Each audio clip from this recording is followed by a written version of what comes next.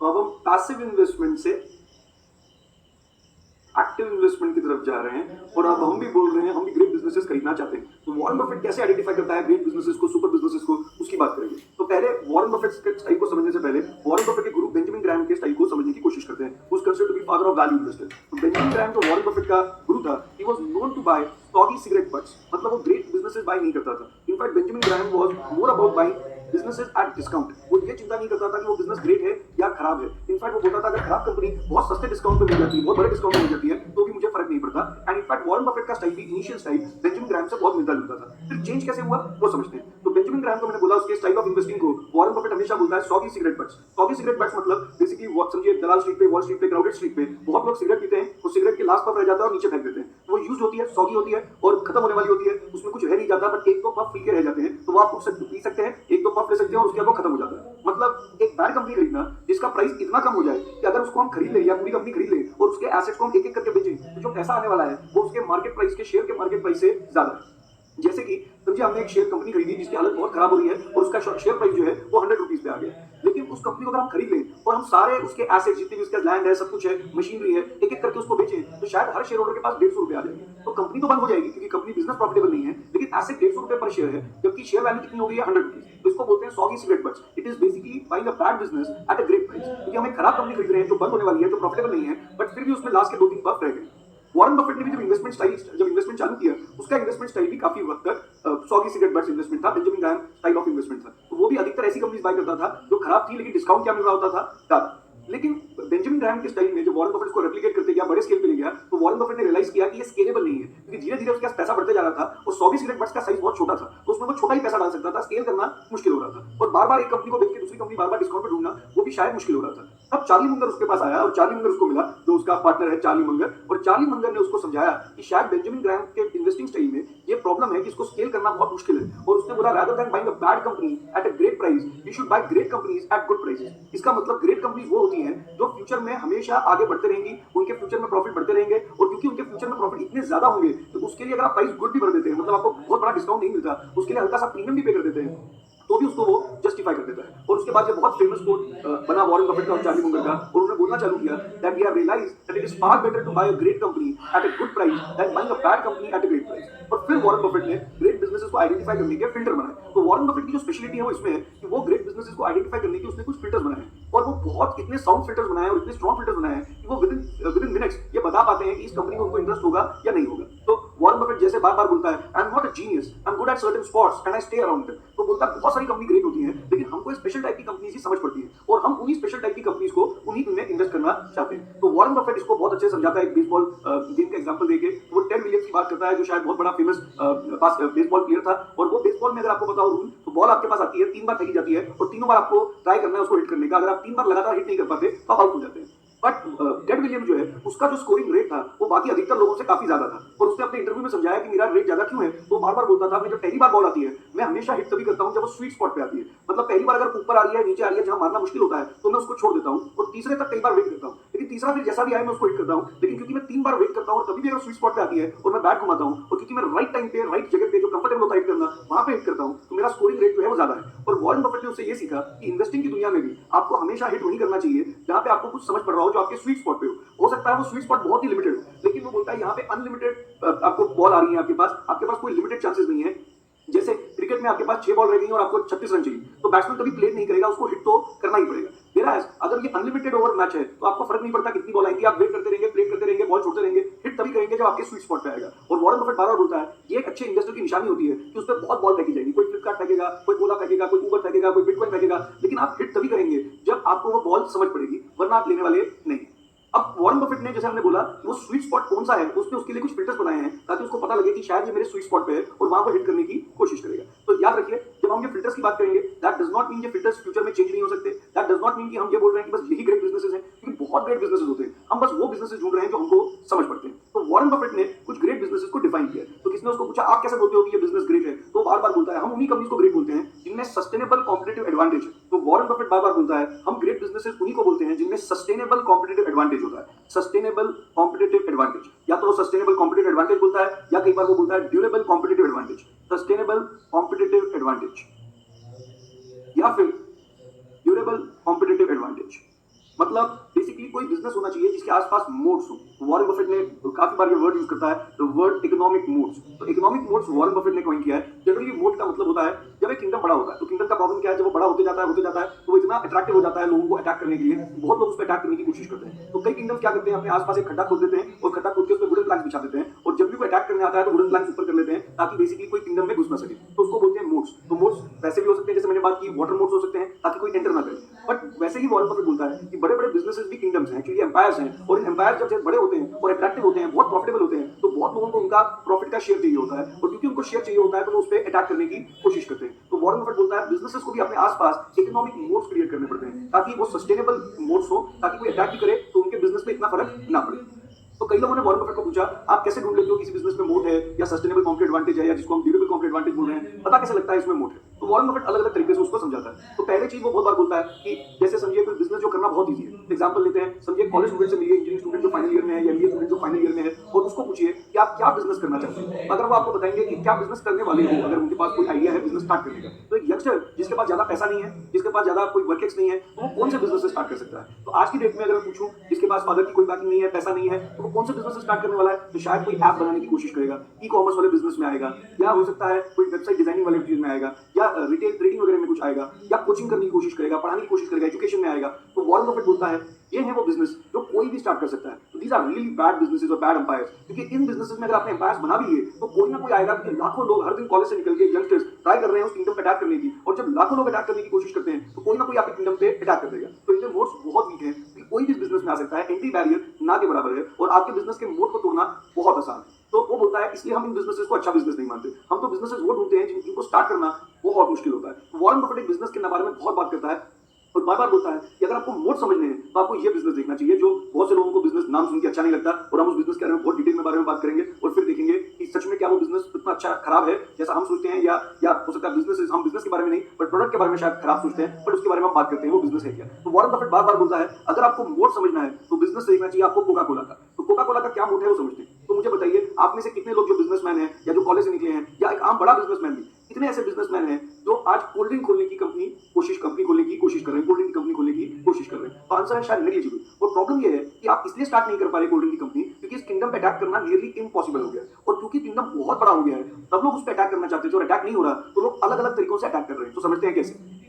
जैसे Coca Cola पे जो मेन अटैक है वो अटैक किस चीज पे हो रहा है? शुगर पे हो रहा है। तो शुगर पे अटैक करने का मतलब क्या है? सब लोग बोल रहे हैं शुगर है, बहुत हाई शुगर है, इसको बंद करो, ये हेल्थ के लिए अच्छा नहीं है। तो पहले समझते हैं क्योंकि कोका कोला तो शायद 1886 से चल रहा है, 1886 से लेकर अब तक किसी को याद नहीं आया कि इसमें शुगर है। अब सडनली सबको याद आ गया है शुगर है। मैं ये नहीं बोल रहा कि Coca Cola is a good product to consume, मैं बिल्कुल प्रोडक्ट की बात नहीं कर रहा, मैं सिर्फ बता रहा हूं कि बिजनेसेस पे अटैक कब होता है। प्रॉब्लम तो शायद शुगर की उसमें पहले भी थी, लेकिन तब क्या होता था कि बहुत सारे कॉम्पिटिटर जो है वो अपने अपने कोल्ड ड्रिंक लॉन्च करते थे और वो बिक जाती थी। पहले सब लोगों ने ट्राई किया कि हम भी अपनी कोल्ड ड्रिंक्स लॉन्च करें, क्योंकि ये बहुत बड़ा मार्केट बन गया था, बेवरेज इंडस्ट्री बहुत बड़ी बनती जा रही थी, तो सब लोग उस पर अटैक करने की कोशिश कर रहे थे और अपने अपने प्रोडक्ट्स लॉन्च कर रहे थे। लेकिन धीरे धीरे उन्होंने ये देखा कि कोका कोला को अटैक करना इम्पॉसिबल है, और कोका कोला दिन ब दिन बड़ा होते जा रहा है, और वो दिन ब दिन सारे ब्रांड्स दुनिया के जो भी सक्सेसफुल ब्रांड्स थे बेवरेज में उनको खरीदते ही जाता है, और सिर्फ एक दो चीजों में नहीं है, वो सिर्फ कोक नहीं बेचता, चाहे आप पानी पी रहे हो, चाहे नारियल पानी हो, चाहे जूस हो, चाहे लस्सी हो, जो भी चीज अगर बिक रही होगी तो कोका कोला उस बिजनेस में आ जाएगा। तो कोका कोला बेसिकली एक दिन में 2 बिलियन सर्विंग्स देता है। तो 2 billion servings in a day across the world. अगर 2 बिलियन सर्विंग्स पे हम 1 सेंट से उनका प्राइस ऊपर कर दें, 1 सेंट से, तो मतलब $20 मिलियन आप हर दिन एक्स्ट्रा कमा सकते हैं। और क्योंकि उन चीजों के प्राइस इतने कम है कि अगर आपने प्राइस 1 सेंट से ऊपर भी कर दिया तो भी कस्टमर कहीं जाने वाला नहीं है। तो वॉरेन बफेट बोलता है ये कोका कोला की प्राइसिंग पावर है, और इसमें कुछ मोड्स हैं कि इतना अच्छा बिजनेस होने के बाद भी लोग इस पे अटैक नहीं कर पा रहे, और क्योंकि अब अटैक नहीं कर पा रहे तो उनको पता लग गया है कि कोका कोला के कोक में या कोला में कोका कोला पे अटैक करना इम्पॉसिबल है, इसलिए वो फील्ड ही चेंज कर रहे हैं और बोल रहे हैं कोका कोला में शुगर है उसी को छोड़ दो और दूसरे प्रोडक्ट्स में आओ, क्योंकि उन प्रोडक्ट्स में कोका कोला से फिर भी कम्पीट किया जा सकता है, क्योंकि नारियल पानी में, लस्सी में यहाँ पर अभी कोई पर्टिकुलर ब्रांड नहीं बने जो लोग प्रेफर करते हैं और वही चीज लेते हैं, तो वहां पे अटैक करना फिर भी रिलेटिवली इजी होता है। लेकिन कोला के केस में कोका कोला पे अटैक करना नियरली इम्पॉसिबल है। वैसे ही देखते हैं जैसे मिठाइयां, तो कभी आपने ऐसा बोला है कि हल्दीराम के डिब्बे पे भी शुगर, उसमें भी मिठाई में भी शुगर होती है, लेकिन सिर्फ कोका कोला में शुगर नहीं है, हल्दीराम के या कोई भी मिठाई की दुकान जो है उसमें भी शुगर है। तो क्या उसमें लोग क्यों नहीं बोलते कि उस डिब्बे पे भी लिखा होना चाहिए, हल्दीराम के डिब्बे पे, कि अगर आपने एक से ज्यादा पीस खाया तो आपको हार्ट अटैक आ सकता है, डायबिटीज हो सकता है, या फिर उसमें एक बंदे की फोटो बनी होनी चाहिए जो डायबिटीज से जिसकी डेथ हो गई है उसकी फोटो वहां लगी होनी चाहिए, जैसे सिगरेट के पैकेट में लगी होती है, और वहां पे लिखाना चाहिए कि भाई ये डिब्बे में होना चाहिए कि ज्यादा खाने से आपको ऐसा हो सकता है। तो अभी तक मिठाई की शुगर पे अटैक नहीं हुआ, इसलिए अटैक नहीं हुआ क्योंकि ये किंगडम जो है बड़ा तो हो गया हल्दीराम जैसा किंगडम, लेकिन आज भी अगर आप अपना ब्रांड खोले, कोई दुकान नई दुकान खुलती है मिठाई की, तो उसका सामान बिक जाता है, क्योंकि उसका सामान भी बिक जाता है, तो वो बोलता है ये तो अच्छी बात है, हल्दीराम जो है मिठाइयों को पॉपुलर कर रहा है और लोग मेरा प्रोडक्ट भी खरीद लेते हैं, तो लोग हल्दीराम पे अभी इतना शुगर पे अटैक नहीं कर रहे। लेकिन जिस दिन पता लगेगा कि लोग मिठाई में सिर्फ हल्दीराम ही खा रहे हैं या कोई पर्टिकुलर ब्रांड ही खा रहे हैं, तो सारे प्लेयर्स को समझ पड़ जाएगा कि अब इस पे अटैक करना जो है वो नियरली इम्पॉसिबल है। फिर ये बोलना स्टार्ट करेंगे कि मिठाई ही खराब है, आपको कुछ और शिफ्ट चेंज करना, चीजों पे शिफ्ट करना चाहिए। तो जैसे हमने बोला, किंगडम जब बड़ा होता है उसी पे अटैक होता है।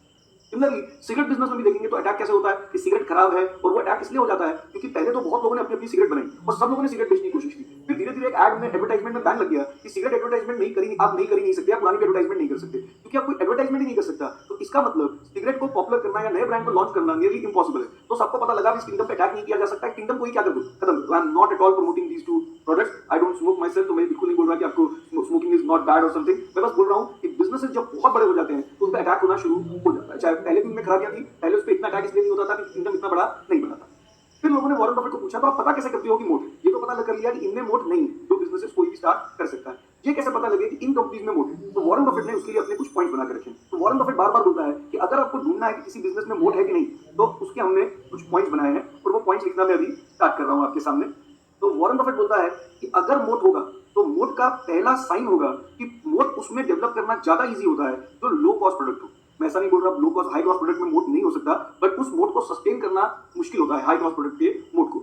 लो कॉस्ट प्रोडक्ट मतलब मैं ये नहीं बोल रहा कि it is the cheapest product या चीपेस्ट हो वो आपके सारे कॉम्पिटिटर्स के हिसाब से, हम वो नहीं बोल रहे। लो कॉस्ट का मतलब आपकी बाकी खर्चों में इसकी कॉस्ट, आपके साल के खर्चे में इसकी कॉस्ट जो है वो नियरली नेग्लिजिबल है, क्योंकि बहुत छोटी कॉस्ट होती है। तो customer loyalty low cost products में काफी ज्यादा होती है। और समझते हैं लो कॉस्ट प्रोडक्ट्स में कस्टमर लॉयल्टी कैसे होती है, तो कोक से ही स्टार्ट करते हैं। समझिए आप चाहते हैं कि आपके बच्चे ने आपको बोला कि मुझे शाम को कोल्ड ड्रिंक पीनी है, वॉक पे गए, उसको कोल्ड ड्रिंक लेनी थी, आप दुकान में गए, इफ यू थिंक कि आप उसको कोक पीना चाहते हैं और आप कोक लेने गए, तो वहां पे दो कोक पड़ी थी, कोका कोला और कोई सम्राट कोक। कोका कोला थी 30 रुपीज की और सम्राट कोक थी 20 रुपीज।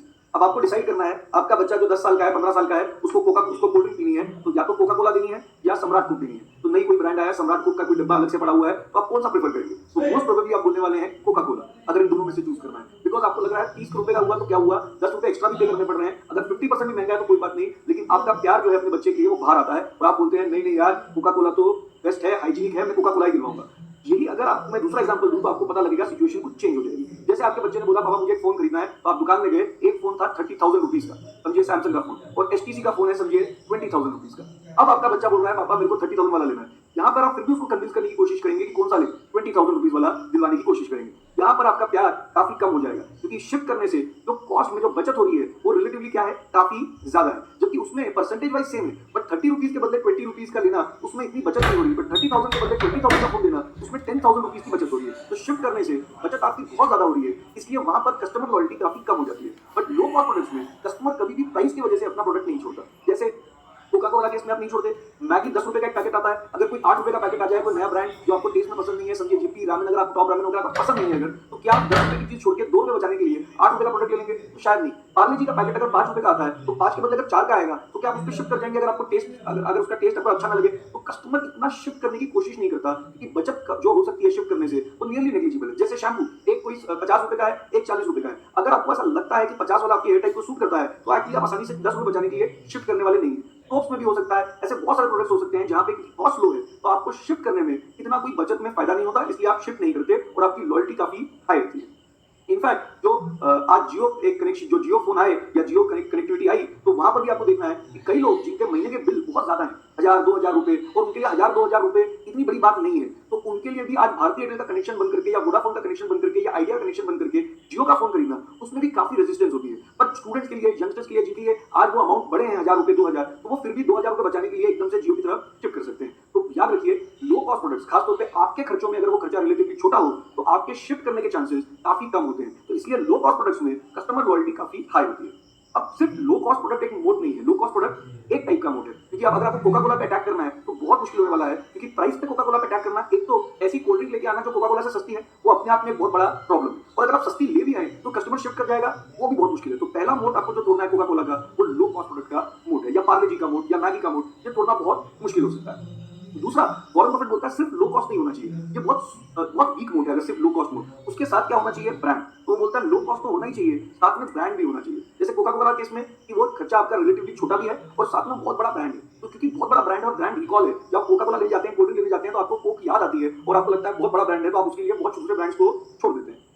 सिमिलरली वैसे ही जैसे समझिए चौक, तो चौक जो है, जो राइटिंग चौक है, बोर्ड पे लिखने वाला चौक, उसमें अगर कोई ज्यादा ब्रांड नहीं है, अगर आपको याद हो आजकल तो चौक्स की पैकेजिंग वगैरह काफी काफी अट्रैक्टिव हो गई है, डिफरेंट डिफरेंट टाइप के चौक्स आते हैं, बट अगर आपको याद हो आज से 10 15 20 साल पहले जब हम लोग छोटे थे तो चौक पर एक कार्टन एक आता था ब्राउन कलर का, या ब्राउन कलर का एक कार्टन सा आता था, उसमें बड़े सारे चौक होते थे, सारे कंपनियों के चौक नियरली सेम दिखते थे। अगर सारे स्टॉक सेम दिखते हैं तो हो सकता है क्योंकि आप कोई ब्रांड रिकॉल नहीं है तो आप सस्ता वाला भी लेंगे, तो इसलिए इंपॉर्टेंट है कि वो लो कॉस्ट तो होना ही चाहिए, साथ में ब्रांड रिकॉल होना चाहिए, तो ब्रांड बहुत स्ट्रॉन्ग होना चाहिए। तो कोका कोला के केस में अगर आपको कोका कोला को तोड़ना है तो आपको बेसिकली दो जगहों पे अभी फाइट करना पड़ेगा। पहला फाइट करना पड़ेगा प्राइस पे, एक नीचे प्राइस लेके आना पड़ेगा, और तभी भी कस्टमर शिफ्ट कर जाए वो भी पता नहीं है, और अगर हो भी जाए तो अगर आपने लो कॉस्ट पे बना भी दी, साथ में आपको ये भी ध्यान रखना पड़ेगा आपको ब्रांड क्रिएट करना पड़ेगा, और ब्रांड क्रिएट करने के लिए क्या करना पड़ेगा, मे भी आप सलमान खान, प्रियंका चोपड़ा को एडवर्टाइजमेंट्स में लें और अपना ब्रांड क्रिएट करने की कोशिश करें।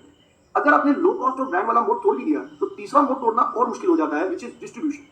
जैसे कि आज आपने एक बहुत अच्छी कोल्ड ड्रिंक बना दी और लोगों को पसंद भी आ गई, सबको अच्छी लगने लगी, लेकिन आप कहां कहां जाके पहुंचा सकते हैं? आप सिर्फ अपने विलेज में या अपने शहर में ही कोई फैला सकते हैं। कि डिस्ट्रीब्यूशन नेटवर्क क्रिएट करना कोका कोला जैसा नियरली इम्पॉसिबल है, कि कोका कोला सिर्फ हिंदुस्तान के गांव गांव में नहीं है, वो दुनिया के हर गांव गांव में, विलेज में, हर सिटी में पहुंच चुका है। तो डिस्ट्रीब्यूशन नेटवर्क इतना बड़ा है कि आज अगर आप कोल्ड ड्रिंक बना भी लें तो भी आप कोका कोला के मार्केट शेयर पे ज्यादा कुछ अटैक कर नहीं पाएंगे, क्योंकि आप बहुत छोटी सी मार्केट पे अटैक कर रहे होंगे। और धीरे धीरे आपको पता लगेगा कि अगर आपको ग्लोबल जाना है, आपको बड़ा होना है, पैन इंडिया जाना है या पूरी दुनिया में जाना है, तो आपको कोका कोला के साथ जुड़ना ही पड़ेगा, क्योंकि आप अकेले कुछ वैल्यू आपकी ज्यादा नहीं है, कोका कोला के साथ जुड़ जाए और आपकी ड्रिंक अच्छी है तो कोका कोला उसको पूरी दुनिया में बेच के पैसा क्या कमा सकता है, बहुत ज्यादा, और उसकी वजह से वो आपको आपकी जो एक्जिस्टिंग वैल्यू है कंपनी उससे ज्यादा पैसा भर के भी तभी भी वो प्रॉफिट क्या कमा सकता है, ज्यादा। तो डिस्ट्रीब्यूशन नेटवर्क, तो इनफैक्ट डिस्ट्रीब्यूशन नेटवर्क इतना स्ट्रॉन्ग है कि कई बार हम जोक में ऐसा बहुत कहते थे डिमोनेटाइजेशन के टाइम कि अगर गवर्नमेंट को 2-2 हजार के नोट पहुंचाना मुश्किल हो रहा है अलग अलग जगहों पे, तो उनको 2-2 हजार के नोट कोका कोला की बॉटल के साथ बांध देनी चाहिए और छोड़ देना चाहिए। कोका कोला, क्योंकि कोका कोला वहां जाता है जहां आरबीआई के रीच या बैंक्स का रीच भी नहीं हो पाता, तो बेसिकली कोका कोला का डिस्ट्रीब्यूशन नेटवर्क इतना स्ट्रॉन्ग है। तो अगर आप देखें लो कॉस्ट प्रोडक्ट, ब्रांड, डिस्ट्रीब्यूशन, तीनों ही चीजें बहुत जबरदस्त मोड है। और लो कॉस्ट प्रोडक्ट में और क्या हो सकती है जिसमें ब्रांड भी है, डिस्ट्रीब्यूशन भी है, तो हम उनको अलग से समझेंगे, बट पहले हम पहले कोका कोला को खत्म करके आगे बढ़ते हैं। तो हमने बोला लो कॉस्ट, ब्रांड, डिस्ट्रीब्यूशन। फिर वॉरेन बफेट बोलता है ये तो होना ही चाहिए, साथ में आरएनडी की रिक्वायरमेंट जो है वो काफी कम होनी चाहिए, नेग्लिजिबल होनी चाहिए। अब नेग्लिजिबल क्यों बोलते हैं आरएनडी की कॉस्ट, वो समझते हैं। अगर समझिए आपने एक फोन बनाया, आज एक अच्छा फोन बना दिया, फिर पब्लिक क्या बोलती है बार बार, मेरे को एक नया फोन चाहिए, बेटर फोन चाहिए, बार बार क्या करना पड़ता है, आरएनडी करनी पड़ती है, you have to remain ahead of the competition, से हमेशा आगे रहना पड़ता है। अगर एक बार भी आप कंपटीशन से पीछे चले गए तो कोई दूसरा बंदा आएगा और आपके मार्केट शेयर को ले जाएगा। जैसे आजकल वन प्लस आ रहा है और वन प्लस सडनली आता है और सैमसंग की मार्केट को एकदम से हिट करने की कोशिश करता है, और यहाँ पे क्योंकि अगर सैमसंग बार बार नए नए फोन ना लाए, आरएनडी ना करे, तो हमेशा, आज तो वो आगे है या आज आईफोन आगे है, लेकिन हमेशा आगे रहना बहुत मुश्किल हो सकता है। लेकिन जिनमें आरएनडी की कॉस्ट नेग्लिजिबल होती है तो इसका मतलब यहाँ पे आप हमेशा लंबे समय तक आगे रह सकते हैं। जैसे समझते हैं कोका कोला के केस में, तो कोका कोला क्या आरएनडी करता है आपके हिसाब से? इनफैक्ट अगर आप देखें तो कोका कोला कुछ ऐसी चीज है जो 1886 में बनी और आज तक वैसी की वैसी बिक रही है। इनफैक्ट कस्टमर कभी बोलता भी नहीं है कि मुझे बेटर वाली कोक देना, नई वाली कोक देना, उसको कौन सा टेस्ट चाहिए, वही टेस्ट चाहिए जो सालों से वो पी रहा है। मैगी के केस में भी देखें तो आरएनडी क्या करते हैं, नेग्लिजिबल। अगर आरएनडी करते भी हैं, आटा, जैसे आटा मैगी बनाना, या कोक के केस में चेरी कोक का नया फ्लेवर इंट्रोड्यूस करना, इनकी कॉस्ट रिलेटिवली क्या होती है, काफी कम होती है। क्योंकि कॉस्ट कम होती है तो अगर इनके आरएनडी फेल भी कर जाते हैं तो कंपनी को इतना फर्क नहीं पड़ता। लेकिन कार के केस में जब आप आरएनडी करते हैं उसमें जो पैसा लगता है वो इतना ज्यादा होता है कि अगर आपने 4-5 बड़े बड़े आरएनडी किए और वो फेल हो गए तो आप सडनली आपका बिजनेस जो है वो खत्म हो जाएगा। तो वॉरेन बफेट बार-बार बोलता है टेक्नोलॉजी के बिजनेसेस में कुछ प्रॉब्लम होता है, हमेशा अहेड ऑफ द कर्व रहना बड़ा मुश्किल होता है, और यह पता करना बहुत मुश्किल होता है कि फोन आज से 50 साल बाद कैसे बिक रहे होंगे, या टीवी 50 साल बाद कैसे बिक रहे होंगे, कंप्यूटर 50 साल बाद कैसे बिक रहे होंगे। तो ये पता करना रिलेटिवली काफी मुश्किल होता है। वॉरेन बफेट ने एप्पल के शेयर बाय किए हैं, इनके बारे में हम बात करेंगे क्यों, बट जनरली वॉरेन बफेट का व्यू ये है कि टेक्नोलॉजी जो इन्वेस्टमेंट है उसको में प्रेडिक्ट करना कि आगे क्या होने वाला है बहुत मुश्किल है, अनप्रेडिक्टेबल है, इसलिए वो छोड़ देता है। जैसे to give you an example, मेरी वाइफ क्रेडिट स्विस में काम करती थी बॉम्बे में, और वो इन्वेस्टमेंट बैंकर की फील्ड में थी, तो वो हमेशा मेरे को बोलती थी फोन तो एक ही होता है, ब्लैकबेरी। तो मैं उसको पूछता था ब्लैकबेरी में खास बात क्या है, तो अगर आप सबको याद हो ब्लैकबेरी के फोन हुआ करता था, तो मैं हुआ करता था, स्पेसिफिकली सरकास्टिकली बोल रहा हूँ। तो बेसिकली अगर आपको याद हो तो ब्लैकबेरी, मैंने अपनी वाइफ को पूछा इसमें खास बात क्या है, तो उसने बोला इसकी खास बात है इसमें QWERTY कीपैड, ये बड़ा कन्वीनियंट होता है, बेस्ट होता है। बोला ठीक है। कुछ सालों बाद उसने मेरे को बोला अब तो एप्पल से बढ़िया कोई फोन ही नहीं। तो मैंने बोला लेकिन ब्लैकबेरी तो बहुत अच्छा फोन था। उसने बोला ब्लैकबेरी में एक प्रॉब्लम। मैंने बोला क्या? बोली इसमें QWERTY कीपैड है। तो अगर आपने नोटिस किया तो आपकी स्ट्रेंथ थी वही आपकी क्या बन चुकी है, वीकनेस, क्योंकि टेक्नोलॉजी लगातार क्या हो रही है, चेंज। जैसे ब्लैकबेरी हुआ करता था वैसे ही अगर आप देखें तो नोकिया भी हुआ करता था। अगर आपको याद हो नोकिया के जो CEO था उसने जो लास्ट स्पीच दी अपनी जब वो कंपनी बिकी, तो उसने लास्ट स्पीच जब दी तो ही स्टार्टेड क्राइंग। और बहुत लोगों ने पूछा आप रो क्यों रहे हो, तो उसने बोला वी डिड एवरीथिंग राइट। इसका मतलब हमने सब कुछ सही किया फिर भी हम कोलैप्स कर गए। तो टेक्नोलॉजी के बिजनेस का प्रॉब्लम ये है कि आप सब कुछ सही भी करें तभी भी क्या कर सकते हैं, कोलैप्स। जैसे एक और एग्जांपल लेते हैं, तो हमने बोला टेक्नोलॉजी के केस में ब्लैकबेरी हुआ करता था, नोकिया हुआ करता था, इनफैक्ट एक टाइम पे मोटोरोला बहुत बड़ा हुआ करता था, एल्केटेल हुआ करता था, पेजर बिजनेस था हुआ करता था, और अगर बहुत बड़े बिजनेसेस की बात करें तो कोडाक एंड फूजी। मैंने और आपने अपने बचपन में से कोडाक और फूजी के नाम सुने हैं, और बहुत बड़ा बिजनेस था, हर एक बंदे को वो चाहिए ही होता था। लेकिन धीरे धीरे क्या हुआ, टेक्नोलॉजी आई और सडनली कोई कॉम्पिटिटर भी नहीं आया, टेक्नोलॉजी चेंज हो गई और बिजनेसेस क्या हो गए, खत्म हो गए। तो रिमेंबर दिस, जहां पर भी आरएनडी रिक्वायरमेंट ज्यादा है वहां पे मेंटेन करना मोड बहुत मुश्किल होता है, अहेड ऑफ द कर्व रहना बहुत मुश्किल होता है। ये याद रखिए, इसका मतलब ये नहीं है कि आप आगे नहीं रह सकते, तो बस बोल रहा हूँ रहना बहुत मुश्किल होता है, और क्योंकि आप गलत हुए तो कोलैप्स कर सकते हैं, और हमारा रूल होता है rule number 1 which is protect your capital. तो जनरली हम टेक की कंपनीज में इन्वेस्ट नहीं करते, बट फिर भी आपको ऐसा सोचना चाहिए कि ये हमारे फिल्टर्स हैं। दैट डज नॉट मीन कि ऐसे बिजनेसेस में टेक्नोलॉजी में लोग वोट नहीं क्रिएट करेंगे। जैसे एग्जांपल लेते हैं इंटेल। तो इंटेल बेसिकली करता क्या था, प्रोसेसर बनाता था। तो इंटेल के जो मेन कस्टमर है या जो चीज जो उससे लेते थे, जो मेन क्लाइंट था वो कौन था, आईबीएम था या जो भी लेनोवो वगैरह थे। तो ये बेसिकली उनसे ये सामान डेल था, इनसे प्रोसेसर लेता था। अभी इंटेल जो है वो डेल को फोन करता था और बोलता था यार मेरा एक प्रोसेसर है, आप वो खरीद लो। लेकिन इंटेल बी टू बी था, business to business. B to B में क्या प्रॉब्लम होती है, यहाँ पे प्राइस ऊपर करना बहुत मुश्किल होता है। जैसे मैं ऊपर करूंगा तो डेल बोलेगा लैपटॉप मेरे बिकते हैं या डेस्कटॉप मेरे बिकते हैं या जो भी चीज मेरा बिकता है, तो मेरा बिकता है इसलिए मैं तुम्हारा खरीद रहा हूँ। तो मेरे प्रोडक्ट की डिमांड है, तुम्हारे प्रोडक्ट की डिमांड नहीं है। तो इंटेल को ना चाहते हुए भी सस्ता बेचना जरूरी होता था, और अगर हल्का सा भी वो प्राइस ऊपर करता था तो डेल दूसरे वेंडर के पास जाता था और उससे ये चीजें प्रोसेसर ले लेता था।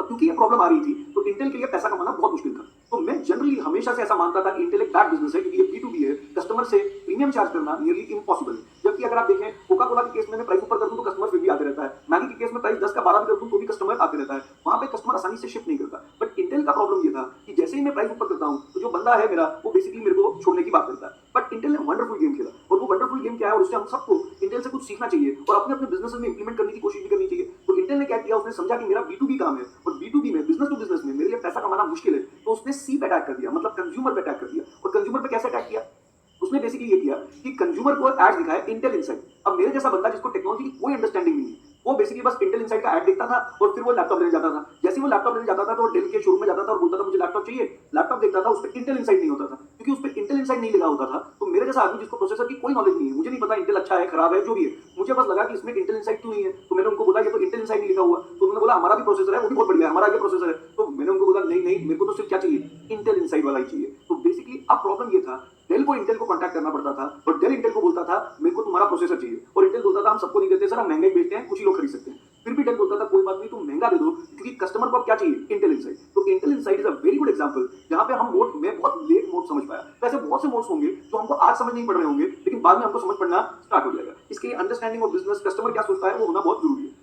लेकिन फिर भी हमने एक रूल बनाया अधिकतर कि जहां पर भी R&D होती है, जैसे प्रोसेसर बिजनेस ये सब, तो हम इनमें इन्वेस्ट करना पसंद नहीं करते, कि ये बहुत चेंज होते रहते हैं। जैसे वॉरेन बफेट बहुत बार एग्जांपल देता है कि मैं एक दिन, मेरे को बिल गेट्स ने बोला कि तुम टेक्नोलॉजी वाली कंपनीज में इन्वेस्ट क्यों नहीं करते, तो वॉरेन बफेट ने बोला मुझे समझ नहीं पड़ती इसलिए मैं इन्वेस्ट नहीं करता। तो बिल गेट्स ने बोला मैं तुमको बताऊंगा कि टेक्नोलॉजी कैसे दुनिया बदलने वाला है, the way people talk, the way people communicate, number of things, technology कैसे आपके घरों को चेंज कर देगा। तो वॉरेन बफेट ने उसको बोला, बहुत एस्टोनिश्ड था, वॉरेन बफेट ने बोला will it really change the world this way. उसने बोला हाँ पक्का दुनिया चेंज हो जाएगी टेक्नोलॉजी की वजह से। फिर उसने बोला do you think people will change the way that chewing gums, क्या च्यूइंग गम जो खाते हैं वो तरीका चेंज हो जाएगा, या च्यूइंग गम का बिजनेस चेंज हो जाएगा, या कोका कोला का बिजनेस चेंज हो जाएगा। उसने बोला नहीं, च्यूइंग गम और कोका कोला का बिजनेस इतना चेंज नहीं होगा। तो वॉरेन बफेट ने बोला ठीक है, you take technology, I will take chewing gums and Coca Cola. तो ये बताने की कोशिश कर रहा है कुछ बिजनेसेस जो हैं वो प्रेडिक्टेबल होते हैं, ज्यादा चेंजेस नहीं होते, और जो चेंजेस नहीं होते उसमें हम इन्वेस्ट करना पसंद करते हैं। तो R&D कॉस्ट बहुत कम होनी चाहिए। जैसे कोका कोला के केस में जनरली एक नया फ्लेवर बनाना है तो कॉस्ट क्या होती है, रिलेटिवली लो, लेकिन अगर वो फ्लेवर बना भी दे तभी भी कस्टमर यही बोलता है कि मुझे नया फ्लेवर भी ट्राई नहीं करना, मेरे को वही चाहिए जो मैं सालों से पी रहा था।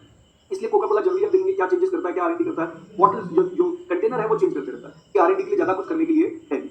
फिर अगर आप देखें R&D के बाद वो बोलता है फिफ्थ पॉइंट, वो बोलता है अगर ये चारों चीजें हैं तो वैसे ही बहुत स्ट्रॉन्ग मोड बन चुका है, ये चारों मोड को तोड़ना भी बहुत मुश्किल होता है। लेकिन अगर फिफ्थ पॉइंट आ जाए विच इज टेस्ट, तो इस मोड को तोड़ना नियरली इम्पॉसिबल हो जाता है। नियरली, ऐसा नहीं बोल रहे कि तोड़ा नहीं जा सकता, पर बहुत मुश्किल होता है। समझते हैं वो टेस्ट का मोड क्या है। कोका कोला की सबसे बड़ी स्ट्रेंथ क्या है, उसका टेस्ट। जो लोग कोका कोला पीते हैं वो ये समझते हैं कि कोका कोला के सिर्फ टेस्ट का तो मोड है ही, साथ में सबसे बड़ा मोड है कि वो हर टाइप की क्यूजीन के साथ चल जाता है। मतलब अगर आप चाइनीज खा रहे हैं तो कोका कोला अच्छी लगती है, अगर आप नॉर्थ इंडियन खा रहे हैं तो कोका कोला अच्छी लगती है, पिज्जा खा रहे हैं तो अच्छी लगती है, आप दुनिया का कोई भी खाना खा रहे हो या खाना नहीं सिर्फ पी रहे हो कोका कोला, उसका टेस्ट का मोड इतना ज्यादा अच्छा है कि बहुत लोग उसको छोड़ नहीं पाते। जैसे ये भी समझते हैं, तो आप अगर देखेंगे कोका कोला से अधिकतर ज्यादातर लोग कौन हेट करते होंगे, तो जो हेल्थ कॉन्शियस लोग हैं वो काफी हेट करते होंगे। लेकिन कोका कोला और पेप्सी वगैरह क्या करते हैं, कोका कोला हेल्दी जगहों पे जाके एथिक्स पे अटैक करता है, अपने कस्टमर्स पे अटैक करता है। कैसे, जैसे दुनिया की सबसे खाने की हेल्दी चेन कौन सी हो सकती है, सबवे। तो वो सबवे में जाता है और वहां पे अपना अपना बेसिकली कोल्ड ड्रिंक देता है, आजकल पेप्सी आ गया बट पहले समझे कोक था, तो कोक आता है और वो बोलता है कि अगर आप सबवे लेते हो साथ में कोका कोला लेते हो तो आपको कोका कोला नियरली फ्री मिल जाती है। अब अगर नियरली फ्री मिल जाती है तो बहुत सारे लोग बोलते हैं चलो फ्री है तो ले लेते हैं, वो सबवे खाते हैं जो बहुत हेल्दी चीज है, और साथ में क्या ले लेते हैं, शायद कोका कोला, जो शायद अनहेल्दी है, आई एम नॉट श्योर, मैं ये नहीं बोल रहा है हेल्दी है, बट ऐसा माना जाता है अनहेल्दी है। लेकिन जब वो कोका कोला अपने सबवे के साथ लेता है तो उसको एकदम से टेस्ट रजिस्टर होता है, और उसको याद रहता है कि ड्राई सबवे के साथ जब वो कोका कोला पीता है तो उसका मजा एकदम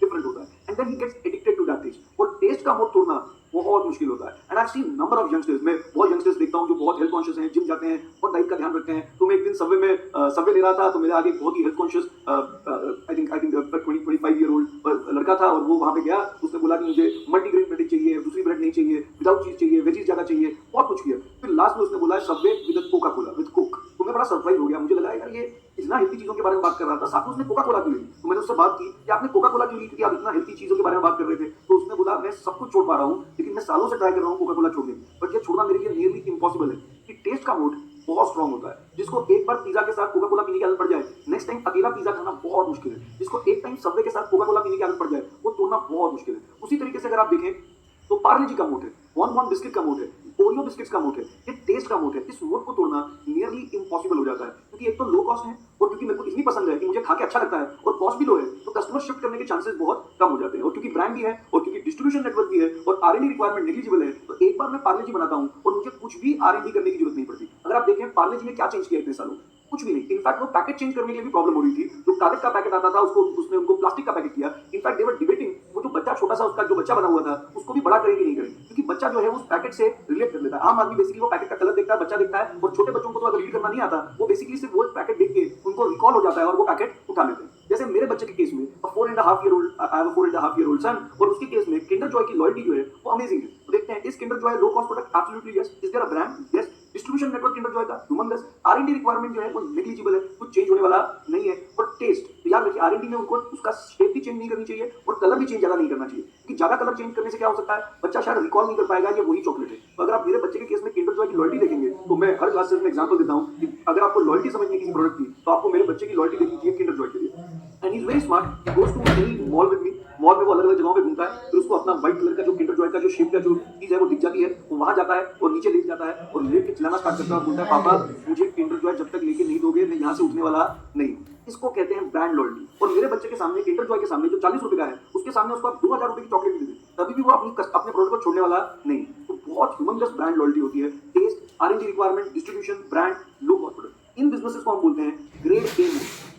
ग्रेड ए मोड्स, इनको तोड़ना नियरली इम्पॉसिबल होता है। तो ये ग्रेड ए मोड्स कहाँ आ सकते हैं? इंडियन कंटेक्स्ट में हमने बात की पार्ले जी के केस में, हमने बात की ओरियो बिस्किट्स, बॉन बिस्किट, पार्ले जी के बात की हमने, मैगी की बात की, कोका कोला के केस में बात कर सकते हैं। और अगर आप देखें तो जो आप आटा खाते हैं उसमें भी बहुत लॉयल्टी होती है। अगर आपने सुना हो ITC का आटा आता है, आशीर्वाद आटा, वो भी बहुत बड़ी ब्रांड लॉयल्टी है। इनफैक्ट मेरी दादी ने एक दिन मेरे को कहा था कि आटा लेके आना आते हुए, और मैं आटा लेने गया और मैंने देखे, उन्होंने तो स्पेसिफिकली कहा कि आशीर्वाद का आटा लेके आना। मैं आशीर्वाद का पैकेट मैंने देखे, दो बड़े थे, एक आशीर्वाद सिलेक्ट था और एक आशीर्वाद नॉर्मल था, और मैंने देखा मैंने एक सस्ता वाला आशीर्वाद उठा लिया। मैंने जैसे ही सस्ता वाला उठा के मैं घर पहुंचा तो मेरी दादी एकदम से नाराज हो गई। उन्होंने बोला ये कौन सा पैकेट उठा लाया? मैंने बोला आपने बोला था आशीर्वाद उठाने वाला। उन्होंने बोला नहीं, आशीर्वाद में भी मुझे आशीर्वाद सिलेक्ट चाहिए। और जब तक वो पैकेट पूरा हमारा आटा खत्म नहीं हुआ, मेरी दादी मेरे को रोज सुनाते रही और बोलते रही क्या ले आया, खाने का मजा ही नहीं आ रहा, खाने का मजा ही नहीं आ रहा। इसको कहते हैं कस्टमर लॉयल्टी। चाहे आप देखें आपके खाने के ऑयल में भी होती है, ऑलिव ऑयल में, सनफ्लावर ऑयल, ये सब चीजें, इनमें भी बहुत जबरदस्त लॉयल्टी होती है। खाने के सारे प्रोडक्ट्स में लॉयल्टी हो सकती है और उनमें टेस्ट भी होता है। तो हमने बोला ये सारे हमारे मोड्स हैं। वॉरेन बफेट ने कौन कौन से बिजनेसेस में इन्वेस्ट किया है जो ग्रेड ए मोड्स हैं, वो समझते हैं।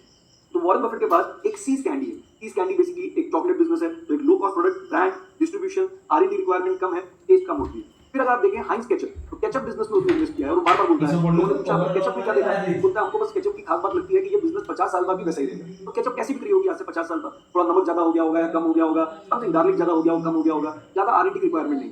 तो ketchup is it low cost product? क्या आपके बाकी खर्चों में ये खर्चा काफी कम है? यस। क्या ब्रांड है हाइंस केचप का? Absolutely yes. डिस्ट्रीब्यूशन नेटवर्क बहुत स्ट्रांग, R&D नेग्लिजिबल, और टेस्ट मोड हो सकता है, टेस्ट का मोड। तो सब अपनी अपनी मार्केट शेयर कर लेते हैं। किसान अपना मार्केट शेयर पे है, डेलमॉन्ट अपनी मार्केट शेयर पे है, हाइंस अपनी मार्केट शेयर पे है। सिमिलरली वॉरेन बफेट और कौन सा बिजनेस में है? तो dairy queen, ice cream business. Ice cream business भी समझते हैं। क्या आइसक्रीम एक लो कॉस्ट प्रोडक्ट है? यस। और आप चोकोबार का मोड देख सकते हैं। बहुत सारे लोग जो बचपन में चोकोबार खाते थे, आज भी उनको वो चोकोबार ही चाहिए, चाहे उनके सामने आप 200 रुपए की आइसक्रीम रख दें, फिर भी उनको शायद चोकोबार ही पसंद है। तो क्या ये लो कॉस्ट प्रोडक्ट है आइसक्रीम? यस। क्या वहाँ ब्रांड होता है? Absolutely yes. Distribution network ice cream business में बहुत बड़ा। R&D रिक्वायरमेंट, बंदा वही सालों से ऑरेंज कैंडी या चोकोबार जो सालों से बनी है वही खाते जा रहा है। टेस्ट का मोड ह्यूमंगस मोड है। तो वॉरेन बफेट बार बार बोलता है ये हमारे पास ग्रेड ए बिजनेसेस हैं। तो ये तो हो गए हमारे ग्रेड ए बिजनेस।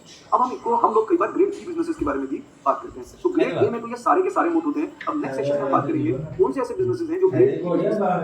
बट हमको आगे बढ़ने से पहले क्या समझना है वो भी देखते हैं। अभी तक हम सिर्फ ये बात कर रहे हैं ग्रेट बिजनेसेस कौन से, लेकिन बिजनेस खरीदते हुए दो चीजों का ध्यान होना चाहिए। एक, कंपनी ग्रेट होनी चाहिए, वो एक अलग क्वेश्चन है। दूसरा, अगर कंपनी ग्रेट है तो उसका प्राइस भी ठीक होना चाहिए। तो हमने अभी तक प्राइसिंग की कोई बात नहीं की है। अभी तक हम सिर्फ ये देख रहे हैं कि प्रोडक्ट अच्छा है कि नहीं, बिजनेस अच्छा है कि नहीं, but but that does not mean कि अगर बिजनेस अच्छा होगा तो हम कोई भी प्राइस पे खरीदेंगे। You need to buy a dollar for 50 cents। तो वॉरेन बफेट बार बार बोलता है हम एक ग्रेट कंपनी खरीदते हैं, उसके फ्यूचर कैश फ्लोस को प्रेडिक्ट करते हैं, उसको डिस्काउंट करके पता लगाते हैं उसकी प्रेजेंट वैल्यू कितनी होनी चाहिए तो फ्यूचर में कैश फ्लो मिलने वाला है, और फिर ये ध्यान रखते हैं कि जितनी भी उसकी प्रेजेंट वैल्यू आ रही है उस पर हम मार्जिन ऑफ सेफ्टी 50% का रखें। मतलब we buy a dollar for 50 cents. तो जो भी उसकी वैल्यू आती है अगर वो सस्ता मिलता है तो ही खरीदते हैं। तो याद रखिए ग्रेट बिजनेसेस में दो पार्ट्स होंगे, एक कंपनी अच्छा होना अलग क्वेश्चन है, और दूसरा कंपनी अच्छी होना एक अलग बात है, साथ में उसका प्राइस भी ठीक होना चाहिए। बट अभी तक हमने प्राइसिंग के बारे में कोई बात नहीं की है। Once we finish the topic of what are